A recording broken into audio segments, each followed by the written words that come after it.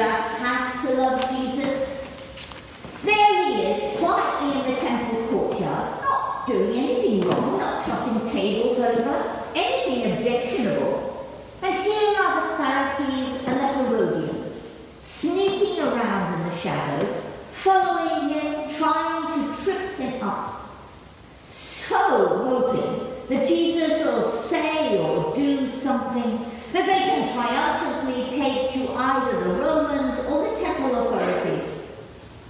Jesus, whose only crime was that he went about doing good. I don't know about you, but I wouldn't have blamed Jesus in the slightest for at least a small snark, or perhaps a little passive aggression. But no, he just does a little bit of verbal Tai Chi and gets on with his day. This plotting is an everyday occurrence. Today, the Pharisees and the Herodians have united. They don't usually agree about anything, but they are united in wanting to get rid of this upstart preacher from Nazareth. Nazareth of all places! Who comes from Nazareth? And today, it's all about the money. Everyone pays taxes, right?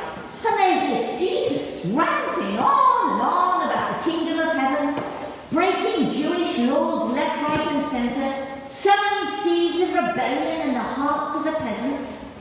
Surely they can trick him into denying the divinity of the emperor, the divine Augustus, as it says on the coin, and that should get rid of him.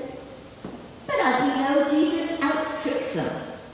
He asks to see the coin used to pay the taxes to the emperor, the denarius, and in particular to see whose head is on it.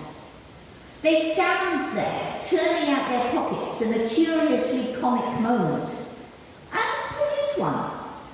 We should all notice that the only coins allowed in that holy place were simple silver temple coins. Roman coins were considered profane and were forbidden in the temple or in the grounds. Someone should report them to the authorities. Jesus then utters the "render unto Caesar" phrase, all the more memorable in the King James Version.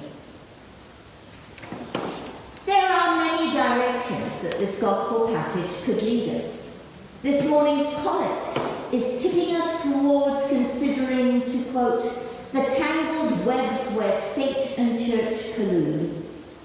And in your own reflections on this passage this week, you might want to go there. I found myself resisting that. These COVID-anxious pre-election days, I find myself increasingly reluctant to spend time considering any more tangled webs. I've just finished reading Kristen Kobus-Dumé's book, Jesus and John Wayne.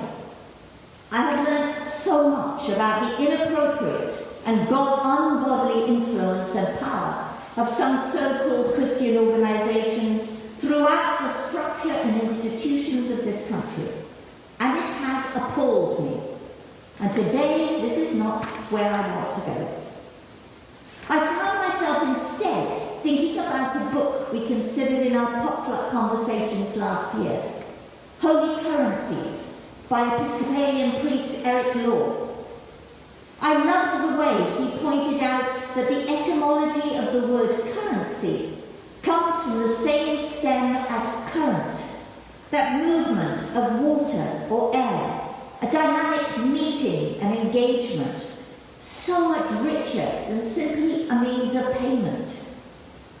He points to 6 currencies available to us in our faith communities. Currencies of time and place, gracious leadership, relationship, truth, wellness, and money. Currencies that flow through warm, loving, and generous church communities. Currency is so much more than a coin. It is the very water of life that flows to us, through us, between us, and out into the world around us. The breath of God, God's self, that fills our being, all creation, with love, currency of life that, instead of just jangling in our pockets or wallets, feeds and nourishes us and others, and is bursting with possibilities. And this holy currency is what we are talking about in our stewardship campaign. No more, no less. This is not a currency that can belong to anyone, any more than it can be hoarded. Its value lies in the degree that it can move between us, building and strengthening our relationships with each other, our neighbours, and the wider community. We use this holy currency to maintain and improve our physical building so that it will be ready for us and the local groups to gather in when it's safe. We use it to support our worship and small group virtual gathering. We use it to build our community's coherence and connection. We nurture our children in faith. And through the diocese, we support movements for social change, anti-racism advocacy, and for economic justice.